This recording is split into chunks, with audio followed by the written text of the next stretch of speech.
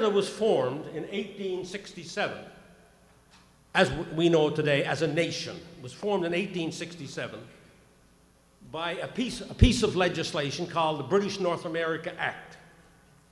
Okay? That's how Canada came together. And there was only 4 units. It was Upper Canada, which was Ontario, Lower Canada, which was Quebec, New Brunswick, and Nova Scotia. They were the only 4 units that came together which formed Canada in 1867. We now have 10 provinces and 3 territories. So it enlarged after 1867. And in that, it defined Canada and that it was a federation, not a unitary state like England or France. There was a federal government, and then there were 4 then at the time provinces. And they divided the powers up between the federal government and the provinces. Very important for you to remember this as we go down this little memory lane for a few minutes, okay?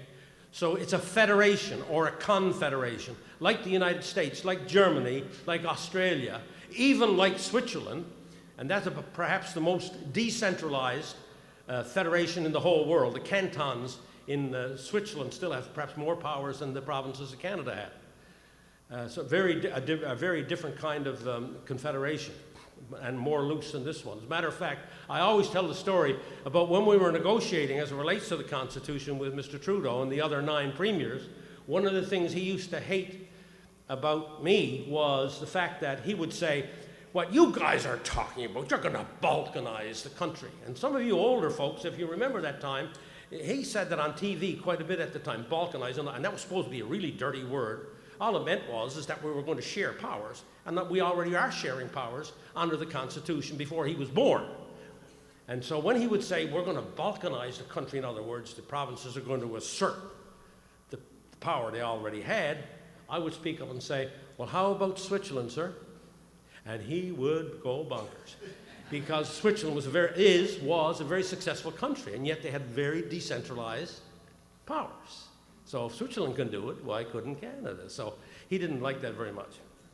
Anyway, the one thing missing in this very foundational document was no individual rights or freedoms. There was none. From 1867 until 1960, Canadians lived from an individual rights point of view off the fact of British common law and precedents that were set over the years. So the Constitution of Canada after 1867 to 1960 consisted of the BNA Act, British common law, and custom. And so if you had an individual right issue, you would have to rely, or your lawyer would have to rely upon not the BNA Act. There was nothing in there that would help you. You had to rely upon common law, which was unwritten, and customs that built up over the years after 1867.